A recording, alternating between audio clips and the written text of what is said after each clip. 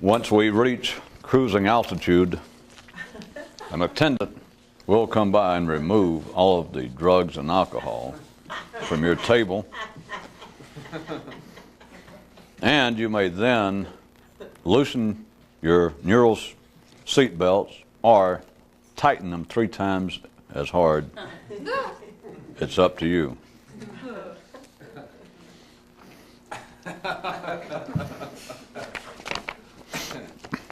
Now on with the flight. On One World, the simple people have a motto which says, simple people are happy people, though they're too simple to reap the realized benefits of the sentiment. According to the creation story prevailing in another galaxy, each person is destined to be either naturally simple or naturally complex. And a few who slip through the crack of fate,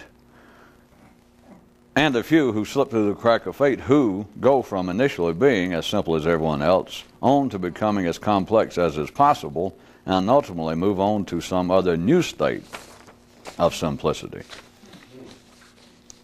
Tonight's conversation, I got to do both parts. Men don't talk, the networks do. You mean like NBC and CNN? No, the network. The one you and I are in. Tune in to our neural next time, wherein is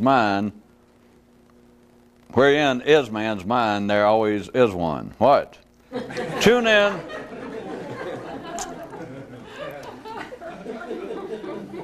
Now I can't even turn around and pick on my writers. Even a typist. Tune in to our neural next time, wherein in man's mind there always is one. Would you shut up just for a few minutes, please?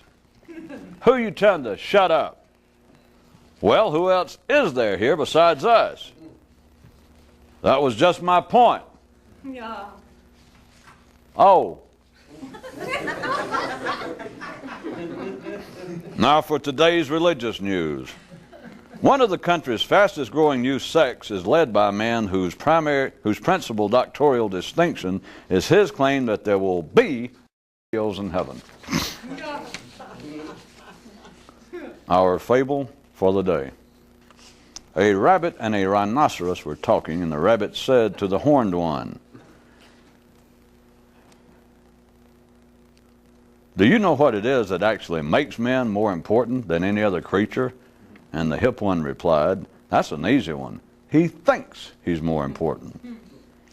Moral: in a world of finite comprehension, the only thing necessary to get the job done is whatever it takes to get the job done. As the attempted interview was ongoing, a voice suddenly declared, "A mystic's personal life has no connection to what he knows." And all of those in earshot were so struck with either the validity of or the fallacy of this statement that everything fell silent for down near 8 minutes. Later, one of those who had been present said to another, "Do you realize that it was one or the other?" To which his friend replied, "Yes, in this lifetime, I guess you do." I didn't misread that one, so it's your fault. And if you were right. And if you were right, although I have for most of my life been extremely interested in the kinds of things you talk about, I must tell you in all truthfulness, however, that you have probably told me more than I need to know. Please note that I said need to know, whereas if I had written you about this several years ago, I would have said that you probably told me more about all this than I wanted to know. At the very least, I find this small piece a promising sign, yours, etc. Two scientists on another world taking a coffee break and talking. I got to do both parts again. Organic development, though based on certain reliable factors, will yet entail the unforeseen. And his associate responded, "Would this mean that life, even life itself, cannot in every detail predict its own future?" Then they both looked curiously at the cream substitute laid before them.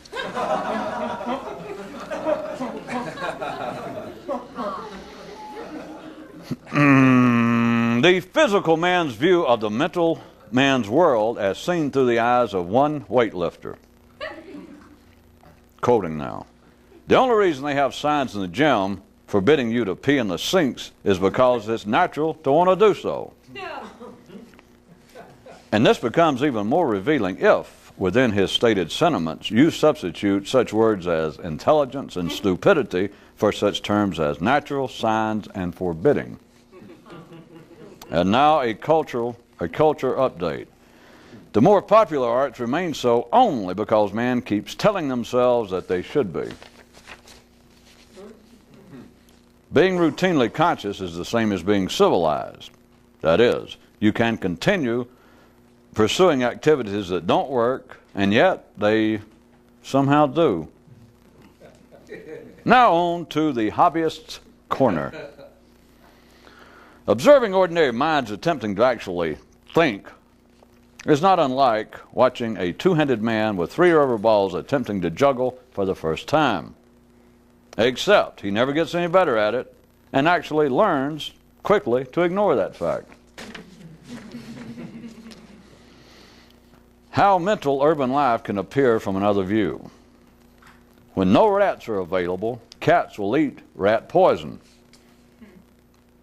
Mental, damn it, I said mental urban life. Moral, in a closed system, all education based on a premise is doomed to fail. I said moral, damn it, a thing only possible in a closed system. And when asked if he got it, Professor Burkhart replied, meow. And now some medical news from an unexpected view. The Institute's latest finding states that when on drugs, the mind finds that things either run faster or slower. Dear doctor, wrote in one man, how can you accurately determine if your mind is on drugs or not? Dear sir, all is necessary is to ask yourself, am I alive? The journey. There is but one starting line, and it is ground zero, from scratch, fresh every day. This is precisely why many people hate it, and even more can't recognize it. The man serving stated, only the dumb find fault. To which the man receiving replied, well, it's only the dumb who have anything wrong with them. Final score, 20 love. Professional level, 4,012 understanding. Showbiz update. In the clown world of man, if fun don't kill you, seriousness will. In his effort to understand new things, one man kept a chart. But not only did the fresh info kept running off the chart itself kept falling off the wall. Okay, boys and girls, can you spell favorable omen? The academic world has played in men's minds another insider's view. History, a later rearrangement of the words originally used to describe what happened.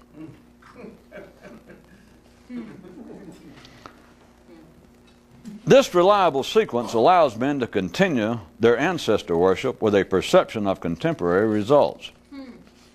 And now the election returns from today's fourth race. To think in the way possible for a few is to think only of things that cannot be described. Note from the cool world of the collective. The way cows know that they're hip is by the cows telling them they are. If you hold an ordinary man down and tickle him or make him believe he's about to die, he'll momentarily straighten up. Though life is alive and the universe conscious, every world has its own level of intelligence. This kind of stuff vis-a-vis the question of extended sight. Ordinary thought, a peephole on reality. What the few are doing, ripping at the fabric itself. Once upon a time there was a great mythical warrior, who, after smartly dispatching a certain dragon of distraction, which had been stalking him, or vice versa, for many years, rewarded himself after the victory by removing the word attempted from his pocket dictionary and putting in its stead a second inclusion of the word doing. The reason you can't bring in a mystical knight for treatment is because his mind has sufficiently expanded to include the system itself, which gave birth to it and in which it now breathes. And thus, no distinction is discernible therein between symptoms and causes, and ergo, not even a useful diagnosis possible. Someone asked a mystic, how do you stay so healthy? And he replied, bad attitude. Oh yeah, that's the one joke for the day again. Today's literal nervous system myth. Within each man is an ocean, and in this ocean are various fish, some hungry, some not so hungry. This ocean is man's mind. The two brothers, a short story. Two brothers were talking, and one of them said, if being ill is a metaphor for death, then what should being alive symbolize? And the other one replied, before I answer, I must ask you this. Did you really mean to say what should being alive symbolize? And are you speaking of just ordinary people or some other sort? No. And upon a full reflection of what they had both said and a complete digestion thereof, they immediately changed their name to the more complex brothers. Yeah. Today's hyperspace cartoon myth. A supreme street corner savior saluted the strolling civilians with this declaration. If, I say if, the world does need saving, it is primarily from the likes of those who say that it does. And, since this is make-believe and all, many of the passers-by were instantaneously struck with the enlightenment legitimacy of this statement and joyfully stopped to appreciatively shake his hand before moving on to their now even more reflective, enjoyable, and liberated lives. Be sure and tune in next time. Tune in for our next naive epic, wherein Superman's dick shrivels up and Buddha punches out an old lady. And oh yeah. And oh yeah, also in that coming episode will be suffering is rewarded and submission produces enlightenment.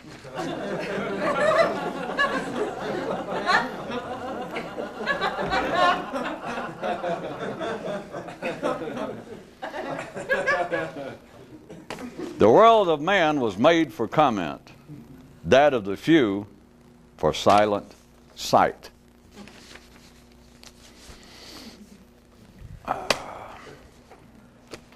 Pick up a bit where we were last time.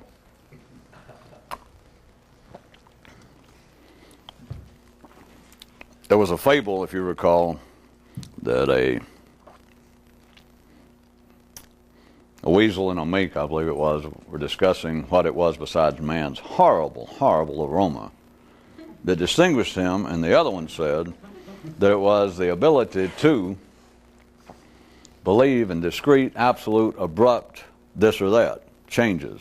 And then I moved it on into the historical idea of it being possible for someone to undergo, at a very crude level, a kind of religious conversion. And I was digging out some of the better known historical examples of a Paul falling upon a highway, undergoing an absolute, instantaneous, unsolicited enlightenment, change of heart, to such a degree that when he got up, he had to change his damn name, change his religion, change his clothes, probably especially his jockey shorts. Well, imagine you strolling down the highway and be struck like that, even before the days of semis.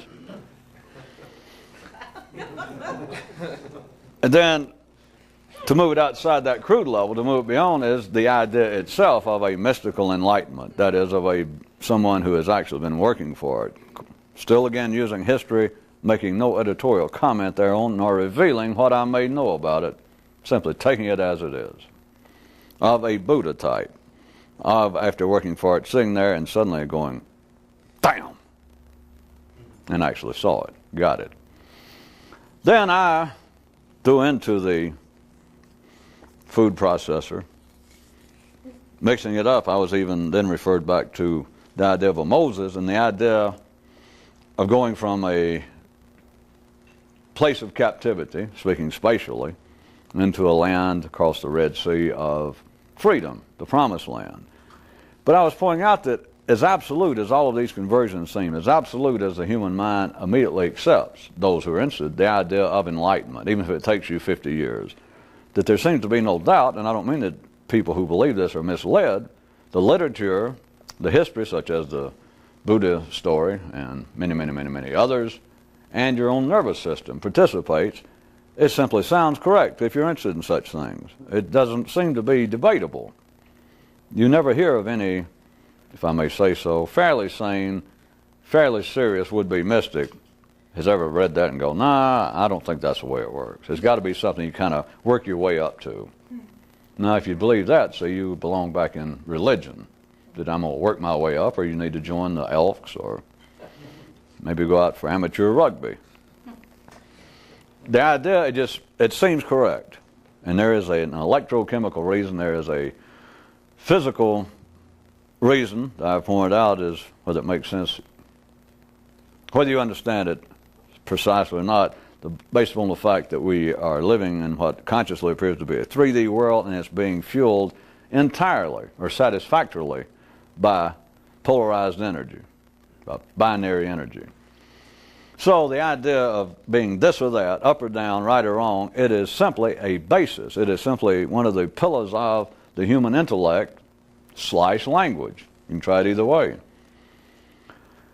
So even though it seems to be true, I was trying to point out to you, for a very specific reason, having nothing to do with Buddha or history or religion, having to do with your own nervous system up here,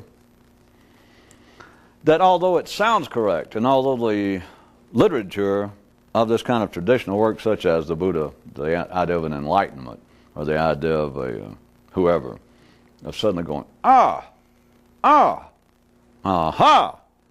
that it seems to be absolute.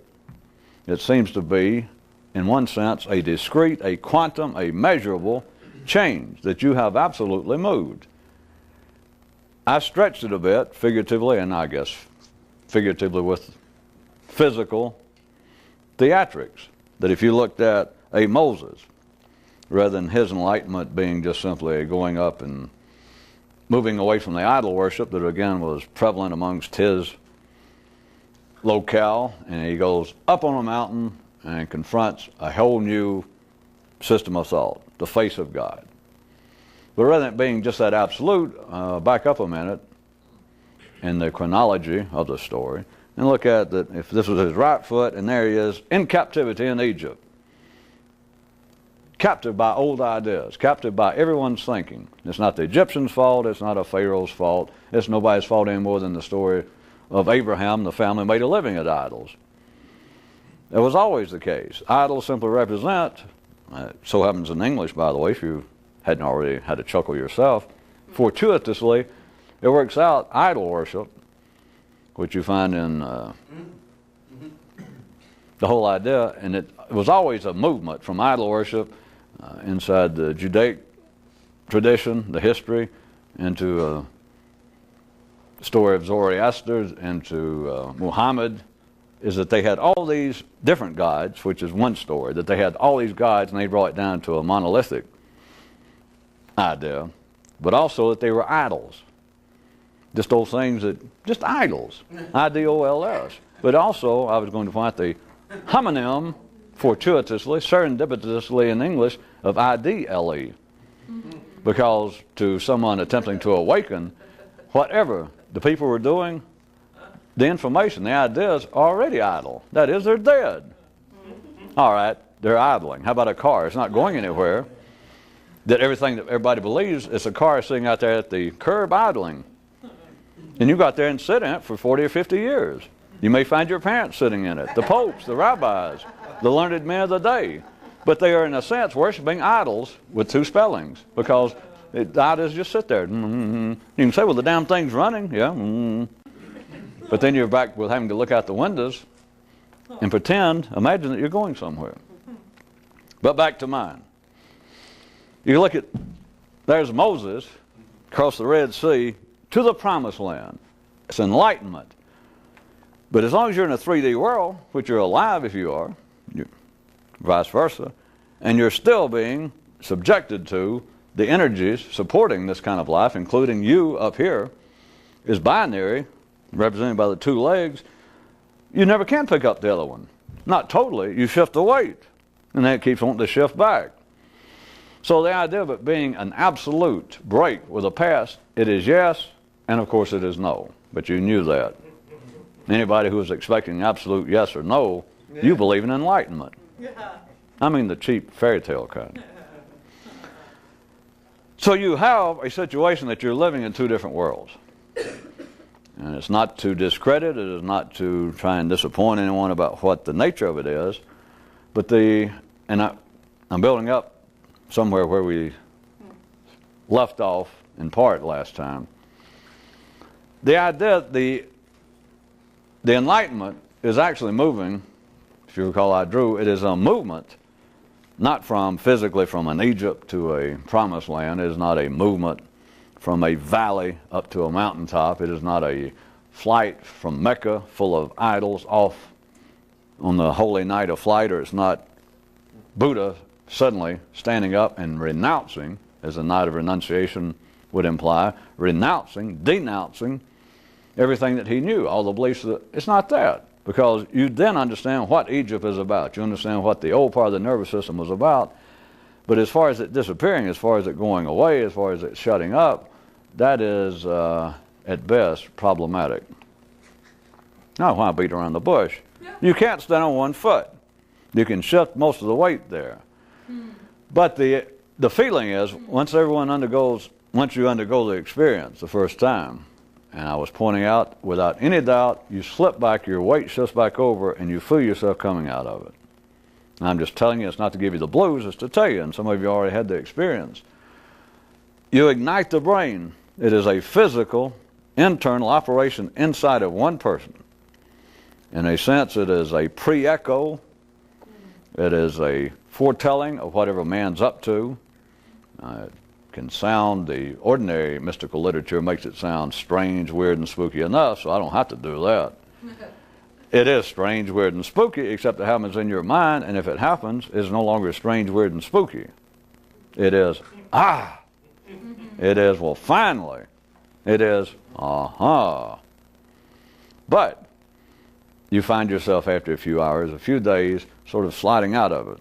And I was pointing out, if someone could give you any advice at the time, and everybody that has ever gone through this, I assure you, if they could get hold of anyone else that they thought had any knowledge of it, they said, it's slipping away from me. Another person, help me, what can I do? And I was using,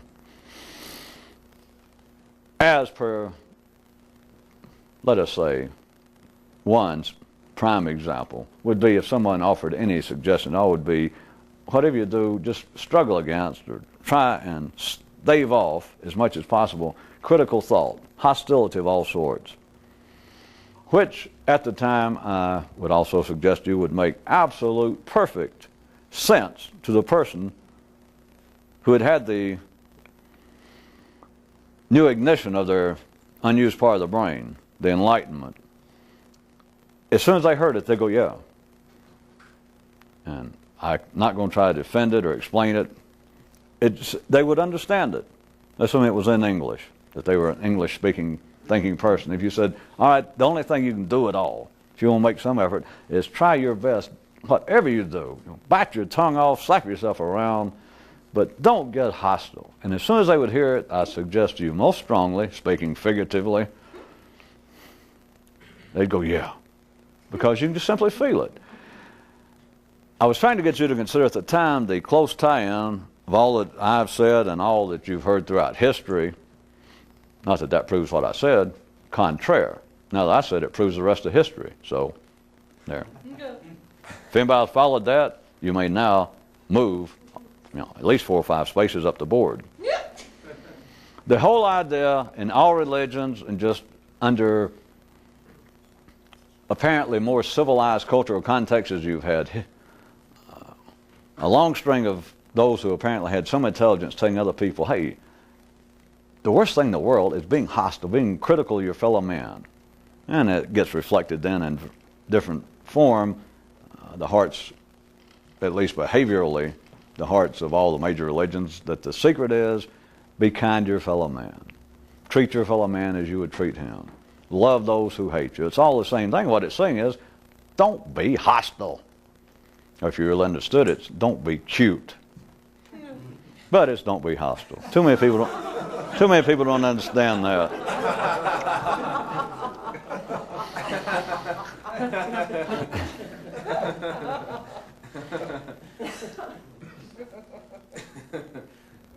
There have been many, many attempts for people after the fact to explain, to make some comment.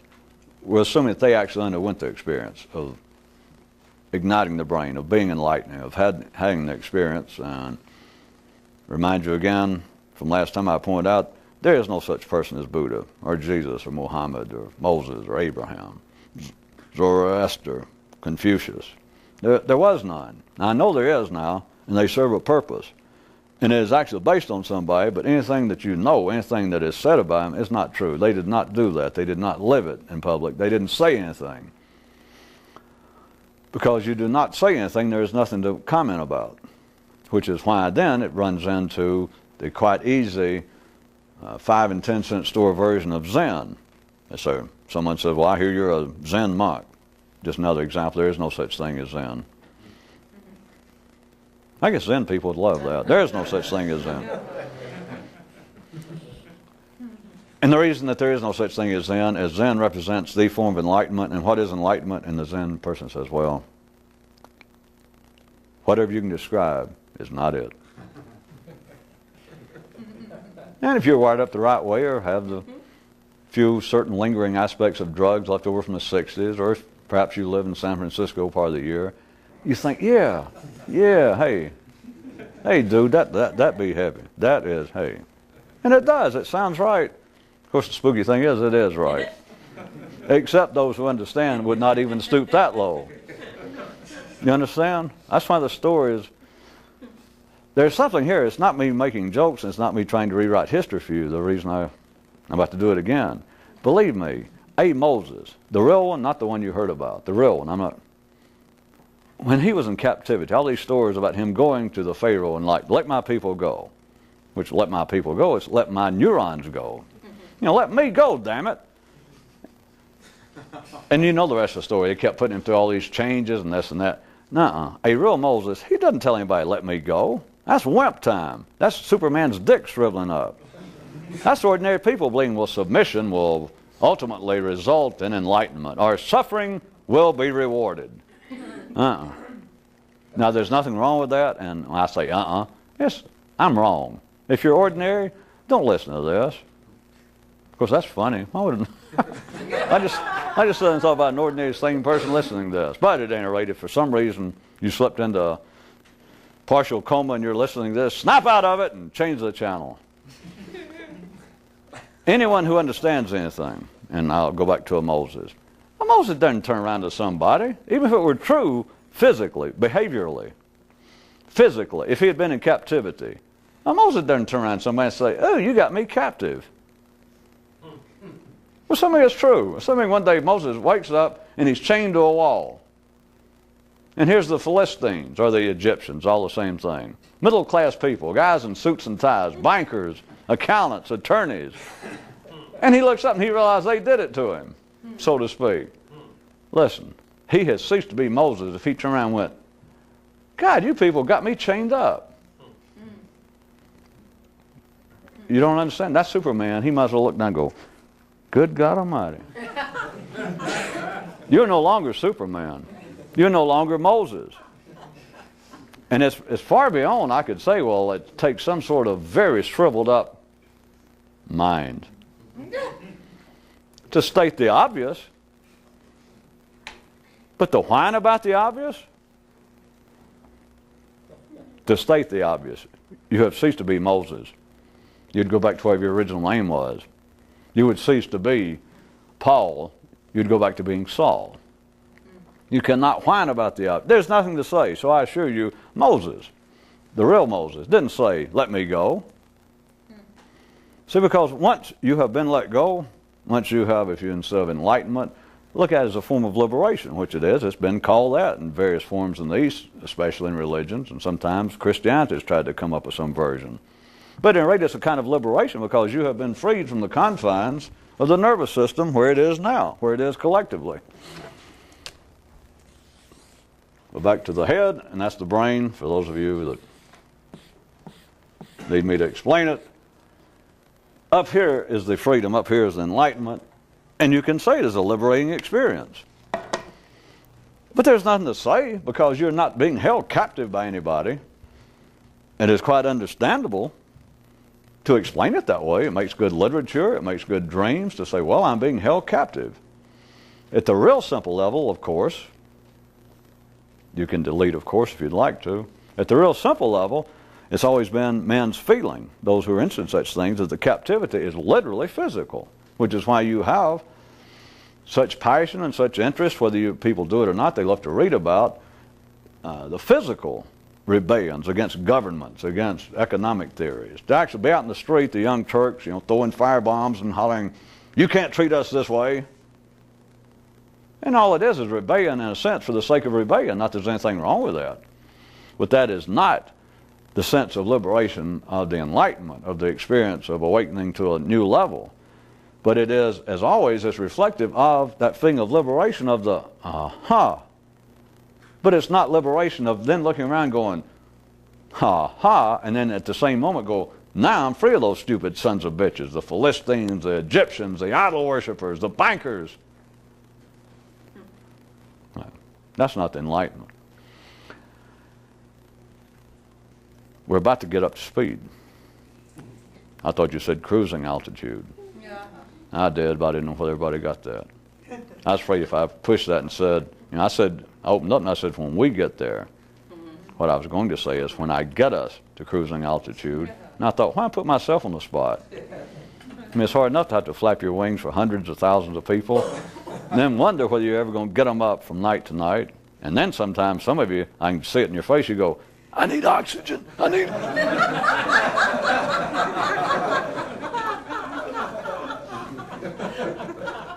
As Confucius used to say, the man had a way with words.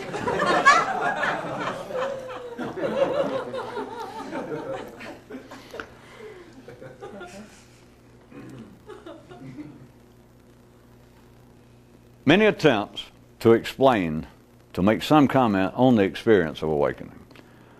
After the fact, as you must know, I was using Buddha here recently because there's probably more actually written that an ordinary person can go back and read in the attempts that, and they of course put the words in his mouth. You can strike of course again.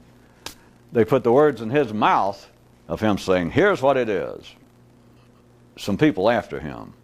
Could have been his right-hand man, could have been his twin brother, could have been his foreskin, which he finally found again.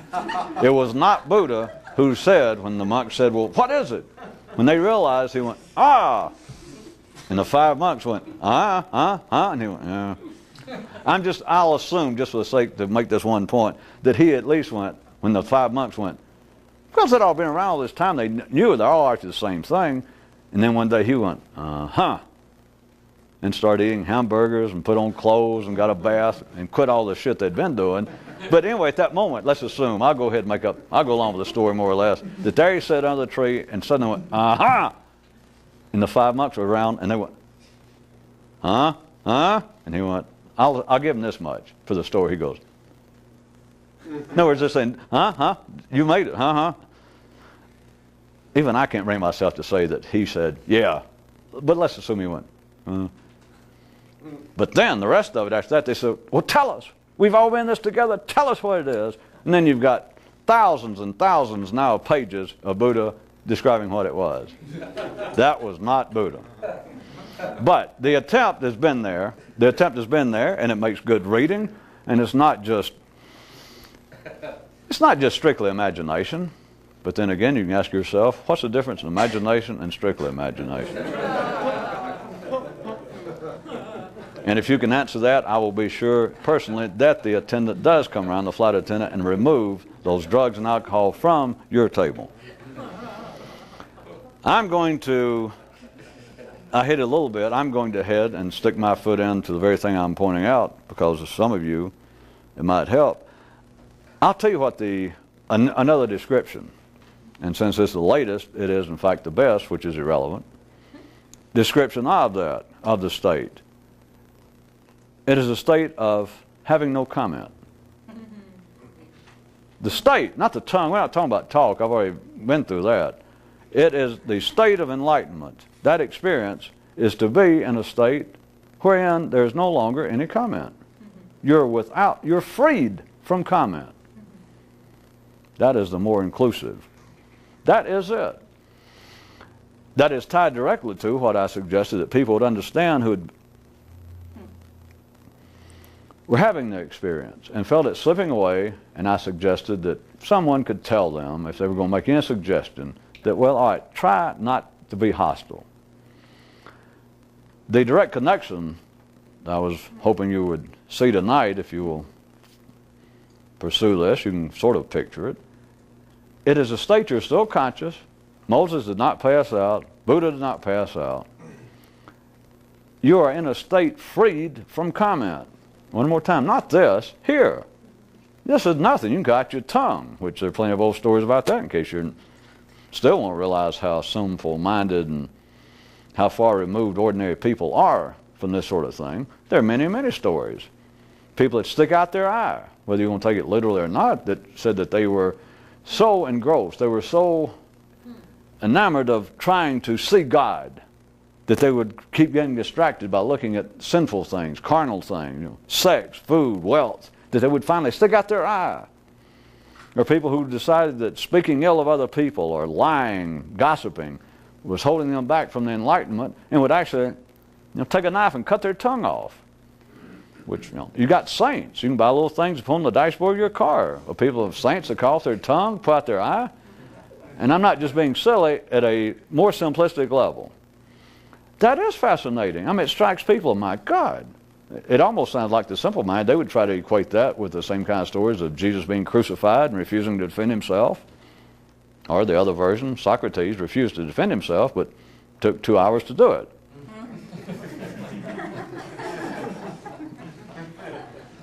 I don't give my personal vote about which one was best. They were the same thing, it's just one of them said nothing. Of course, there's one way to look at it. Socrates stalled his off for 2 extra hours.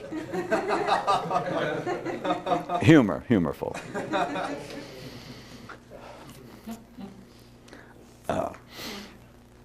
All of that is indicative, crude reflections of having no comment, because it's not a matter.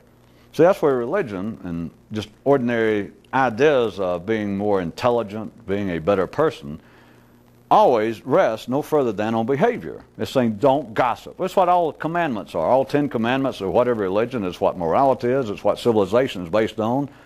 And civilization ended up being based on judicial systems of some kind, predictable, sequential, reliable laws, standards. But it's always don't do so-and-so, don't do so-and-so. But the law, at the behavioral level, at the religious level, at the ordinary level, they can say, if it starts off in religion, they can say, don't hate your neighbor, but you can't enforce it. They can enforce this, don't kill your neighbor, don't punch him in the mouth. And so that's as far as most people can go. It has to be the physical level. They can say, well, I'm making progress because I used to whip up on my neighbors. No matter who it was, I used to get mad, and I'd run over their flower bushes, and I'd throw rocks in their windows if they played their music too loud. But I'm getting better. Not that I'm 60 years old, but anyway, they can say I'm getting better, and they're making progress. But you understand, that's based upon the same thing that would seem to be of a higher level of effort, but it's exactly the same thing as people who believe that they're involved with a great mystical search, who take the idea that you should not speak ill of other people, literally, and cut off their tongue. That's the same thing as saying, well, I do not speak as ill of people as I used to. So what I'm getting at is the idea of no comment, me being saved free from comment, you must know it anyway. But this is not verbally. This is not overtly. That's just for children. I mean, that's the simple version. It's up here. That is I'm just giving you one more description, a new one.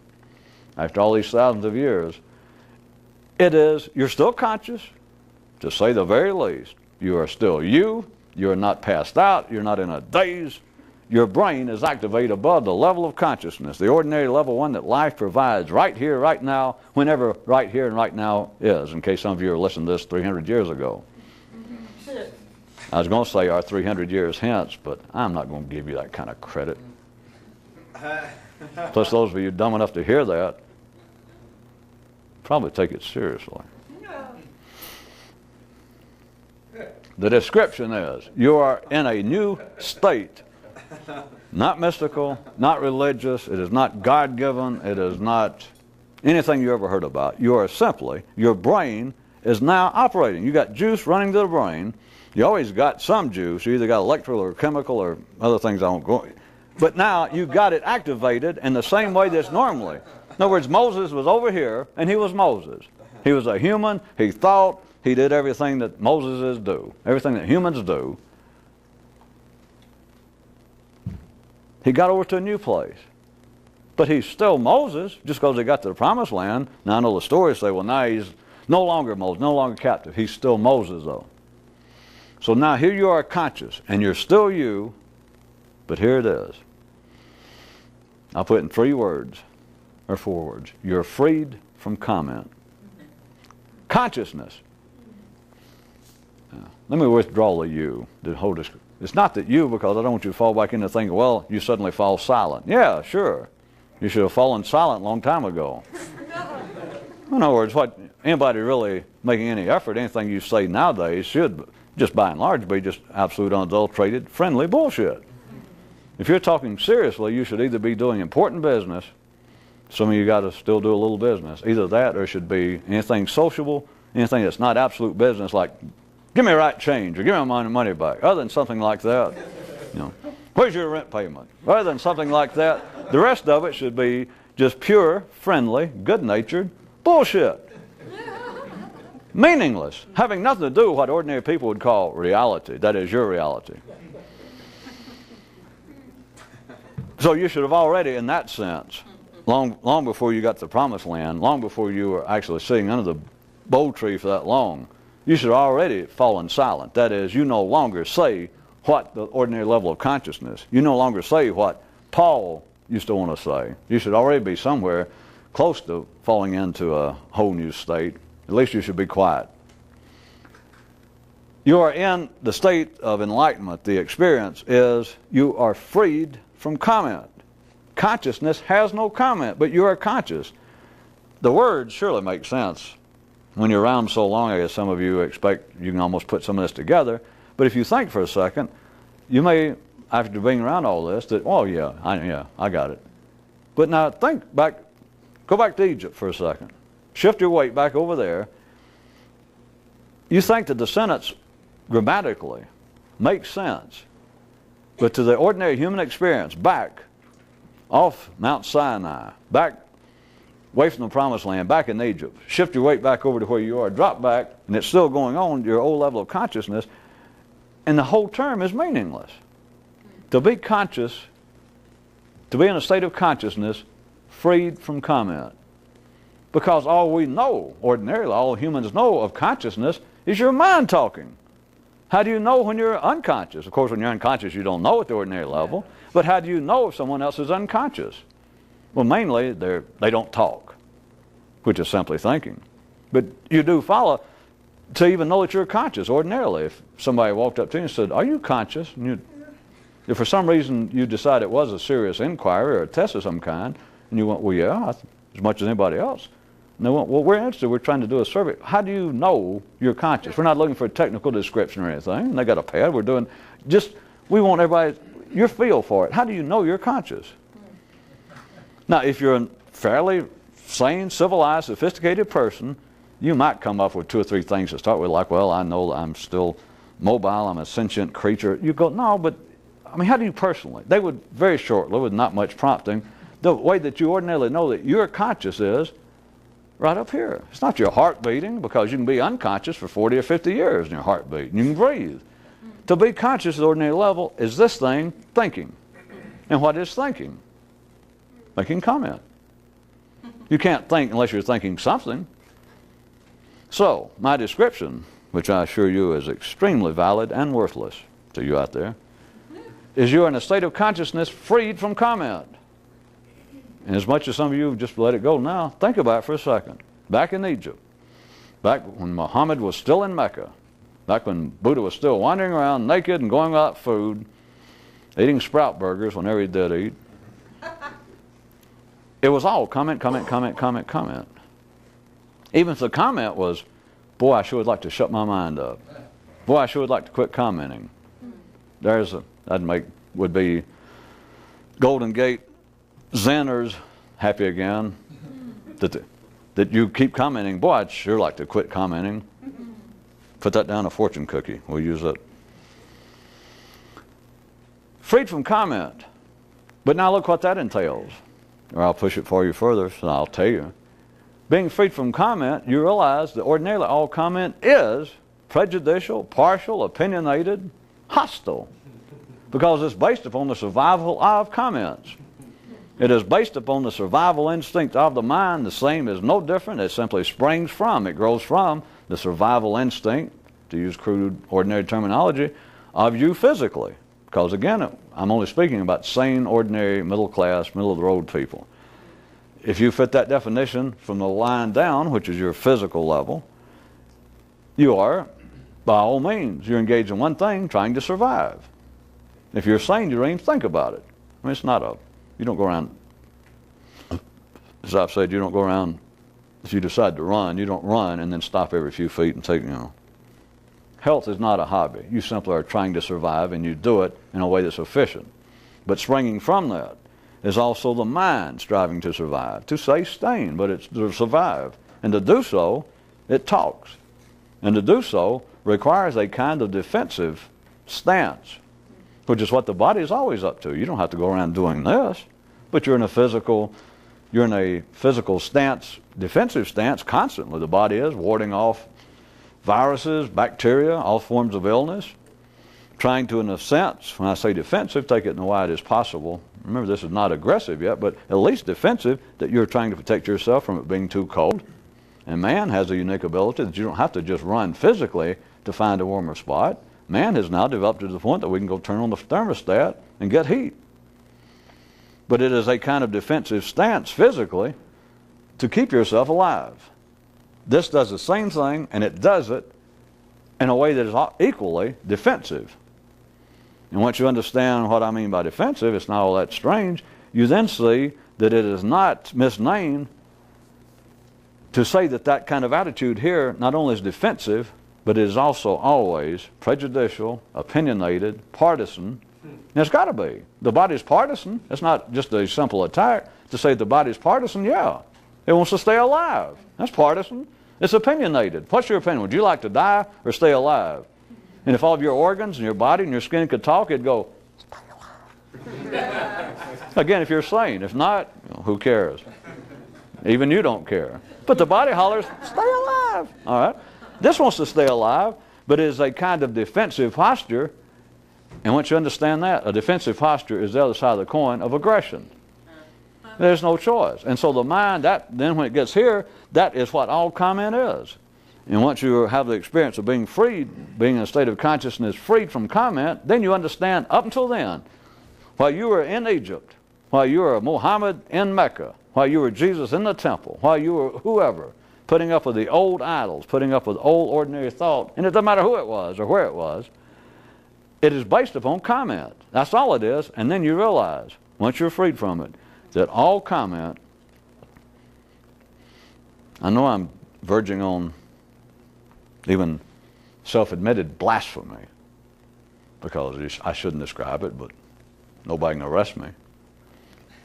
Then you understand all of the historical injunctions against don't be hostile, don't pick on your fellow man, not just physically. The religions even throw in, not only should you not kill, but then they say you shouldn't actually think about killing, because, as Jesus said, if you kill a man in your heart, you've the same as killed him. Which, of course, makes ordinary minds even go almost as blank as some of things I say. Then they have to holler, metaphor, allegory, or something. But it is true. It's not the same thing as far as the ordinary world is concerned, because out in the ordinary world, you can kill somebody in your mind and you can get by with it. But nowadays, assuming that the gendarmes are fairly alert. If you kill somebody and they go on your case, they take umbrage. Collectively, man takes umbrage if you actually kill somebody. But if you just go in the police station and you say, I have killed, there's a guy that works down the street that runs the dry cleaners, and every time I go down there and get my clothes back, I kill that man. Now, they might stick a psychiatrist to track you home, but they will not arrest you. They will accept that. But once you understand yourself, what it does, then you understand all of the historical injunctions against don't hate people. And you can hear it. And if you're wired up as a potential mystic, you do. And all of you have been through this, we'll assume, for sure. Sometime way back, when you first started hearing stuff like from whatever religion you grew up in, it doesn't matter, but you heard things like don't hate your fellow man, or don't talk about other people's religion, don't pick on people. And if you got any makings of a mystic, even back then, it just struck you. Whether you could do it or not, doesn't matter. But it struck you that, yeah. You just knew, well, yeah, there's no doubt about it. And after that, it gets very nebulous, because you think, well, where do you go from here? And then you end up with stories of saints, like I said, or somebody cuts out their tongue, somebody tortures themselves like, well, I keep talking bad about people, so I cough my tongue. And again, if you've got any makings for a mystic, you know, well, everybody needs a hobby, but that ain't going to do it. But you understand how somebody could do that, how they could go that far. But you keep thinking, no, it's something else. I know it's not cut off your tongue. And what it is you want to quit the comment. But you cannot directly quit the comment, which is why it breaks down at the ordinary level of religion and conversion, back to the original fable. Because if you say, well, you've got to quit judging people. And let's say that you heard that, and somebody said, that is the trick to a higher state of consciousness. You've got to quit judging people. Let's just put, you go, all right, what are you going to do with that? If you stay at that level of consciousness, which is the ordinary level, if you stay in Egypt, if you stay in Mecca, you've got no choice. Your consciousness is being run by polarized energy. No choice. And so to say, if you heard the secret, I'm telling you right now, the secret to another state of consciousness is do not judge your fellow man. And let's say that some way I made you believe it through the force of my charming personality. You went, all right, what are you going to do with that? You will dance with it for friggin' ever. You may clutch it to your bosom like, that's it, I believe it. You can clutch it, but picture a tango dancer. You are stuck with it. All right, those of you that like another version, picture you have begun to whip up on the tar baby. If I say the tar baby, that's what's holding you back. And the tar baby, what it represents is judgmental thinking of others. And you go, that's it. I should have known it. And then the rest of your life, you're beating up on that son of a bitch. I keep saying the tar baby. I assume all of you know the story. It was a fairly 20th century fable. It's this dummy that they made out of sticky tar. One animal tricked the other one into beating up on it. He got behind it and insulted. It was a rabbit, got behind it and insulted the fox. And the fox thought it was the tar baby. That is, this tar idol, if you will, set up on a stump. And the fox kept bugging the rabbit all these years, and he finally, he couldn't beat him up. He wasn't stronger, so he made this little figure made out of tar and put it up there and got down behind it. And when the fox went by, started talking about his mama and all kinds of stuff. Finally the fox said, you better watch it, and hit him. And the rabbit just laughed, hit me again. That's nothing. I've been hit, better than that by hairdressers. And so first thing you know, he's got both front paws, then his back paws, then he's hitting it. In other words, the more you fight, the more you're stuck, is the point. That is the whole basis of polarized thought. That is what makes it work. That is what makes man capable of inventing furnaces, thermostats, indoor plumbing. But it also will keep you going like that, as you're supposed to. And so even if you heard the state of awakening, the experience is one in which consciousness is freed from comment. Even though many of you now will nod, think about it. At the ordinary level, the sentence makes sense. I mean, you could diagram it, but it does not make sense. Because all you can do, you're back to playing almost Zen at that level, or cheap-ass Zen about, that's right. I bet that is. That sounds right. To be awakened would be, you'd be conscious with, and no comment. God, no comment. You understand, you're stuck with it. But the point I was trying to finalize tonight was, you do understand, do you see that it fits mathematically? Although I know I'm in hyper math, extraterrestrial math, but it's still math. Is when you see that the state is free of comment, then you understand that all comment, back in Egypt, all comment at the ordinary level is prejudicial, is opinionated. And I'm using these in the widest possible sense, is why I'm throwing you in a lot of synonyms. It's hostile, it is aggressive, it is polarized. It has to be. And therefore, no matter what you ordinarily think, it's not right. No matter what you think, it is always aggressive, it is always defensive, it is always opinionated. All comment. That leaves, may I suggest, one final time, to those who would like to take a jump across the Red Sea, who would like to leave Mecca in the middle of the night forever. You have to understand that any comment your mind makes is, shall we be charitable and hostile? Why not? I mean, hospitable, not hostile. Charitable and hospitable. Any comment your mind makes is irrelevant. Do you remember last, or several nights ago, I didn't comment on it, it said that the activities of one city, which is activities of collectively of man's mind, asked this certain mystic. It said, tell me the truth. You know, how do you find me? You know, what do you think of me? And the mystic said, well, funny if you're not serious, pathetic if you are. Only one person can take your comments seriously. I mean, if you're a mystic, or even a promising mystic, I know you can say, well, other people take them seriously. Yeah, but they're dolts. They're idiots. They're you. So who's going to take them seriously? I mean, that could have any meaning to you. Well, I don't know. Let me think about that. Don't bother, sir. Don't bother. No need to waste your time.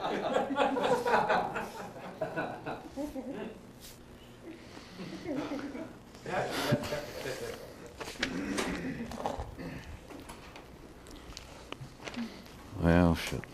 There was two that just the first word. And then one I stuck a paper.